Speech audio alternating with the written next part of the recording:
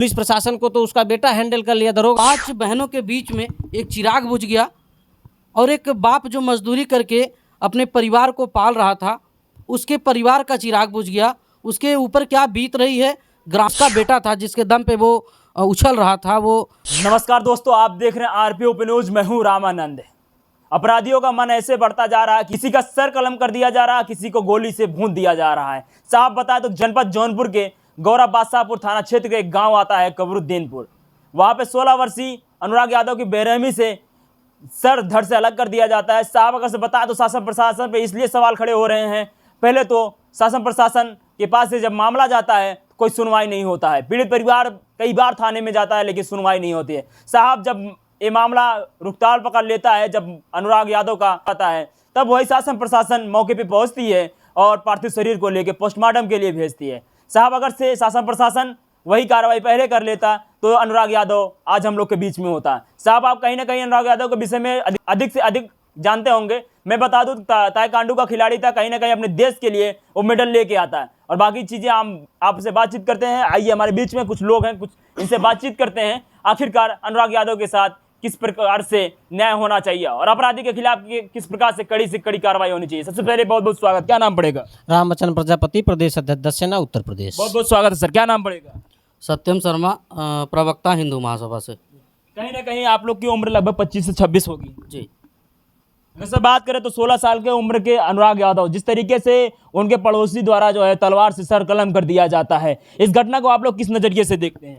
देखिए, लगातार पुलिस प्रशासन को मतलब अनुराग के परिवार वाले लगातार एप्लीकेशन पे लगभग 200 एप्लीकेशन दिए और शासन प्रशासन एक्शन में नहीं आए, क्योंकि आरोपी का बेटा एक दरोगा था, वो खुद कोयलरी में काम करता था, उसके अवैध रूप से पैसे का उसके पास भंडार था और उसी के दम पर वो लगातार उन परिवार वालों को परेशान करता था, लगातार उनकी ज़मीनें हड़पता गया और उस परिवार वाले उससे हाथ पैर जोड़ते गए, भैया पूरी ज़मीन ले लीजिए, हमको सुकून से जीने दीजिए। लेकिन अपराधी के ऊपर पुलिस ने सही टाइम पर एक्शन नहीं लिया। इसी वजह से उनका इतना मनोबल बढ़ गया कि एक समय ऐसा आया, सुनियोजित ढंग से अनुराग यादव की गई। अगर से बात किया जाए तो जिस तरीके से आरोपी की गिरफ्तारी होती है, अभी तक कोई बड़ी कार्रवाई नहीं होती है। उस माँ का दर्द कौन सुनेगा, उस बहन का दर्द कौन सुनेगा, उस पिता का दर्द कौन सुनेगा? बिल्कुल बिल्कुल सही बात आप कह रहे हैं। मैं बता देना चाहता हूं कि जिस तरीके से उसकी एक नृशंस हत्या हुई है, कहीं ना कहीं इसमें जो है क्षेत्रीय प्रशासन की बहुत बड़ी लापरवाही है। अगर अपराधी है तो अपराधी को अपने गिरफ्त में लेना चाहिए। जो जीरो टॉलरेंस की नीति है, इस जीरो टॉलरेंस की नीति कहाँ काम आ रही है? इस जीरो टॉलरेंस की नीति तब काम आएगी जब अपराधियों के साथ साथ प्रशासनिक लापरवाह अधिकारियों पर भी नकेल कसी जाएगी, तभी तो होगा। राजस्व विभाग की जो गलती है और जो 40 साल से विवाद चल रहा था, उस विवाद का निस्तारण कैसे होता? उन लोगों का क्या कसूर था? अनुराग के परिवार वालों का क्या कसूर था? वो तो भारत के लिए खेलना चाहता था ना। वो ताइक्वांडो का खिलाड़ी था, प्रदेश में 2 कांस्य पदक लेके आया था, भारत के लिए खेलता वो। लेकिन उसकी क्या गलती थी? एक ज़मीनी विवाद के चलते उसको जाती है। ये कहीं ना कहीं प्रशासन की सह में हुआ है और प्रशासनिक जो अधिकारी हैं, इसमें जो क्षेत्रीय प्रशासनिक अधिकारी हैं, ये लापरवाही किए हैं। इसी की वजह से इसमें निशंस और ये मन को दिल को दहला देने वाली घटना है। तो मेरी तरफ से तो मैं यही चाहता हूँ कि जो प्रशासनिक भी लापरवाह जो अधिकारी हैं, उच्च स्तर के अधिकारियों द्वारा इनको भी एक कड़ी से कड़ी इनके ऊपर भी संबंधित धाराओं में इनके ऊपर भी कार्रवाई होनी चाहिए। क्योंकि किसी के परिवार का चिराग बुझ गया और ये पैसे ले लेके वापस चले गए। 200 एप्लीकेशन पड़ जाना कोई मजाक बात नहीं होती है और राजस्व विभाग इसमें पूरी तरीके से गलती है। जब वो जीएस की ज़मीन थी तो जीएस की ज़मीन पे जा कर के एक अपराधी जो कोयलरी में काम करता था, जिसके ऊपर पहले से आपराधिक मुकदमे दर्ज थे, वो जीएस की ज़मीन में कैसे हड़प के जो है घर बना रहा था और ग्रामीणों में दहशत फैला के वो और भी ज़मीन ले कर के अपना घर बनाना चाहता था। अपराधी हवेली बना रहा है, मेहनत मजदूरी करके रहने वाला व्यक्ति पीछे जा रहा है। जबकि अनुराग के परिवार वालों का कहना है कि अनुराग के परिवार वालों ने उसको 2 लाठा ज़मीन ज़्यादा दे दिया था। उनका कहना था कि तू ज़मीन ज़्यादा ले लो लेकिन हमारे परिवार को बख्शो, हम मजदूरी करने वाले लोग हैं, हमें जीने दो सुकून की ज़िंदगी। लेकिन कहते हैं ना कि जब पाप जो है दिमाग पे छाता है तो पहले विवेक मर जाता है। वो उसका विवेक मर चुका था, उसका जो है काल आ चुका था। इसकी वजह से जो अपराध था वो उसने अपराध को अंजाम दिया अपराधी, और एक के घर के चिराग जो है बुझ गया। ये कहीं ना कहीं प्रशासनिक लापरवाही है, और प्रशासनिक जो लापरवाही हुई है इसमें उच्च स्तर के प्रधान जो प्रशासनिक अधिकारी हैं इनके ऊपर भी जो है क्षेत्रीय प्रशासनिक अधिकारियों के ऊपर कार्रवाई होनी चाहिए और पीड़ित परिवार को न्याय मिलना चाहिए, तब तो सुकून होगा। क्योंकि गला रेत कर देना कोई आम बात नहीं है। एक निसंग 5 बहनों के बीच में एक चिराग बुझ गया, और एक बाप जो मजदूरी करके अपने परिवार को पाल रहा था उसके परिवार का चिराग बुझ गया। उसके ऊपर क्या बीत रही है, ग्रामीणों के ऊपर क्या, ग्रामीण की आंखों में आंसू आ गए जब आप पत्रकार साथी उनसे बात कर रहे थे।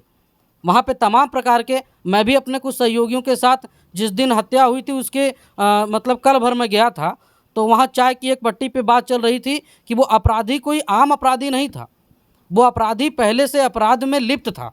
कहीं ना कहीं वो अपना वर्चस्व बनाना चाहता था और क्षेत्र में जो कायम रहना चाहता था कि हर किसी के अंदर जो उसकी दहशत हो, लेकिन कहीं ना कहीं अब ये नाकाम हो गया। जिस तरीके से पुलिस उसको दबोच के लेके आती है, पुलिस ने दबोचा है, ठीक है, पुलिस ने दबोच लिया है, उसको लेके गई है, लेकिन पुलिस दबोचने के बाद मैं तो चाहता हूं कि कानून जो जीरो टॉलरेंस की नीति है, जो माननीय योगी आदित्यनाथ माननीय मुख्यमंत्री जी कहते हैं कि जो है अपराधियों के ऊपर बुलडोजर चलेगा, तो मैं चाहता हूं कि उसके ऊपर भी बुलडोजर चले।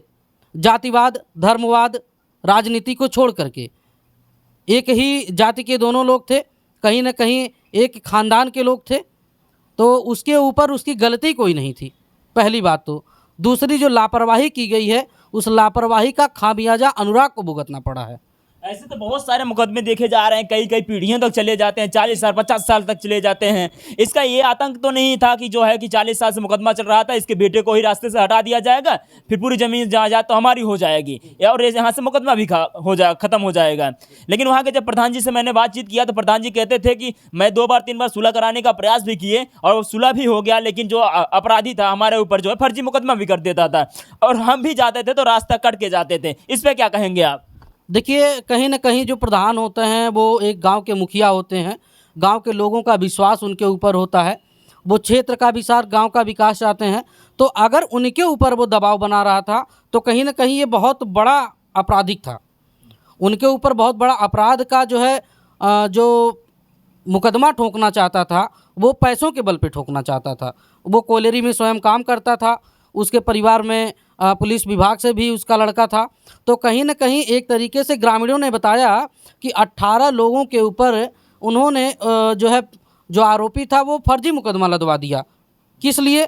केवल पैसों के दम पे। उसका मनोबल बढ़ता चला गया।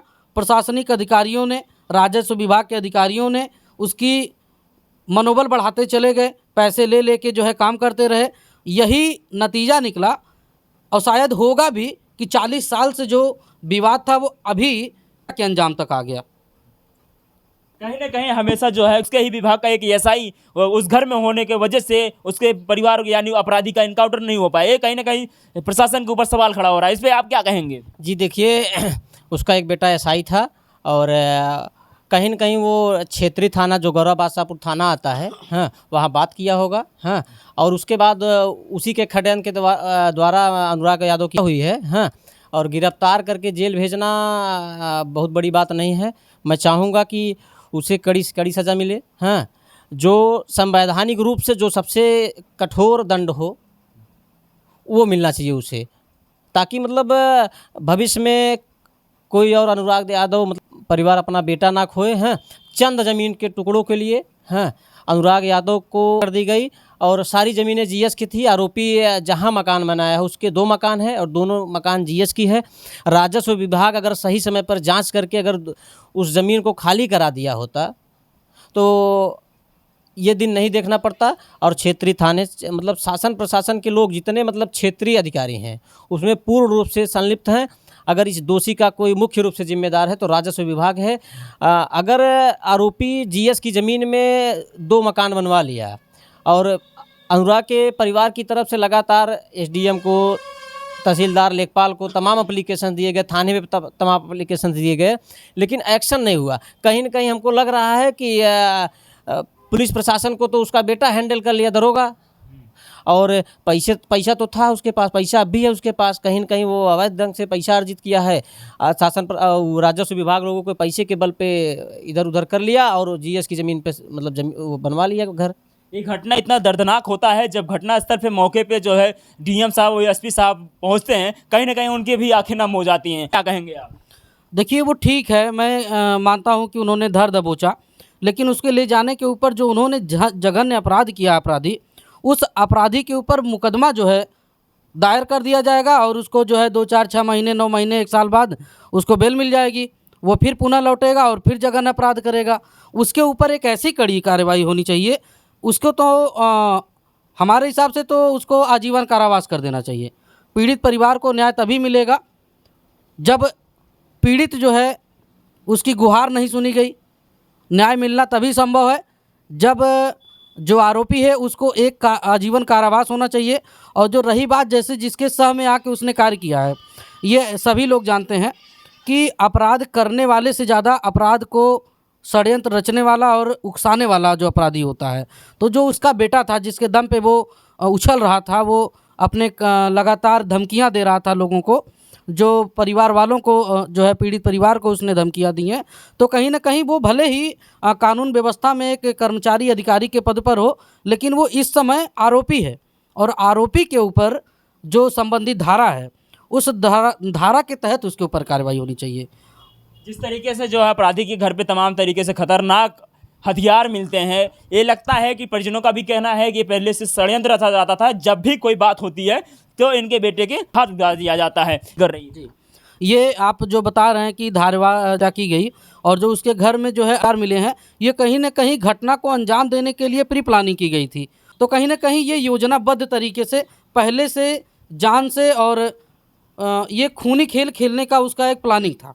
आप इस घटना को किसको षड्यंत्र मानते हैं? वह दरोगा है कि वह उसका भाई है, वो उसका पिता है? इसमें किसका सबसे ज़्यादा आप षड्यंत्र मानते हैं? ये योजना बनाने वाला मुख्य वही है। देखिए योजना जो बनाता है, जिसके सह पे लोग उछलते हैं, जिसके सह पे लोग ये जघन्य अपराध करते हैं, सबसे पहले तो उसका है। उसका लड़का जो है जिसके दम पे वो काम कर रहे हैं, जिसके दम पे उन्होंने ये जघन्य अपराध किया है, उसकी जो है सह है और अपराधी तो वही होना चाहिए मेरे हिसाब से। क्योंकि यदि उसने सह नहीं दिया होता, उसने ये नहीं कहा होता। पीड़ित परिवार की जो है अनुराग यादव की बहन ने कहा कि जब मैं अपने किचन में रहती हूँ तो किचन मेरा इतना नज़दीक है, ये अपने घर पे जो भी ये लोग बात करते हैं ये मेरे किचन से साफ साफ सुनाई देता है। तो कहीं ना कहीं एक दिन पहले रमेश उसी से शायद बात कर रहा होगा और वो फ़ोन पे ये कह रहा था कि चलो साहब व्यवस्था हो चुकी है, आज नहीं तो कल, कल नहीं तो परसों, अब जो है इसको ख़त्म कर दिया जाएगा, कोई ना कोई जाएगा, ये फिक्स है, अब ये जो है इसको ख़त्म कर दिया जाएगा। तो अगर उनको ये मालूम होता कि नहीं मेरे ही घर का चिराग बुझने वाला है, तो उन्होंने पहले से तैयारियां की होती या घर को छोड़ के चले जाते। तो कहीं ना कहीं इसमें दरोगा की सह है और उसने जो है उसके कॉल रिकॉर्डिंग में पाया गया है, उसने कहा है कि जो करना है आप लोग करिए, बाकी जो आगे है वो मैं देख लूँगा। तो कहीं ना कहीं वो बहुत बड़ा अपराधी है, उसके ऊपर भी संबंधित धाराओं में कार्रवाई होनी चाहिए। जघन्य अपराध करने वाले अपराधी के खिलाफ क्या कड़ी से कड़ी कार्रवाई होनी चाहिए? देखिए जघन्य अपराध करने वाले के खिलाफ कड़ी से कड़ी कार्रवाई हो, बाबा का बुलडोजर चले। हाँ, और जितने भी दोषी हैं, चाहे वो षड्यंत्र रचने वाला हो, जो गला काट कर हत्या किया हो, जितने भी उस हत्याकांड में दोषी हैं, सबके खिलाफ कड़ी से कड़ी कार्रवाई हो, आजीवन कारावास हो। और हम तो चाहते हैं कि आग दो का इनकाउंटर भी हो जाए। हमारे बीच में दोनों लोगों ने अपनी बेबाकी से बात रखा और कहीं ना कहीं अनुराग हत्याकांड को लेके कई खुलासे भी किए। आप क्या कुछ कहेंगे इस मामले को देख के? आप किस नजरिए से देखते हैं अनुराग यादव के परिवार को किस तरीके से न्याय मिलना चाहिए? अपनी प्रतिक्रिया जरूर दीजिएगा। इस घटना को अंजाम देने वाले मुख्य आरोपी के खिलाफ क्या कड़ी से कड़ी कार्रवाई होनी चाहिए? अपने नजरिए से कमेंट करके जरूर बताइएगा। मैं मिलूंगा फिर से ऐसे ही वायरल खबर के साथ, तब तक के लिए जय हिंद, जय भारत।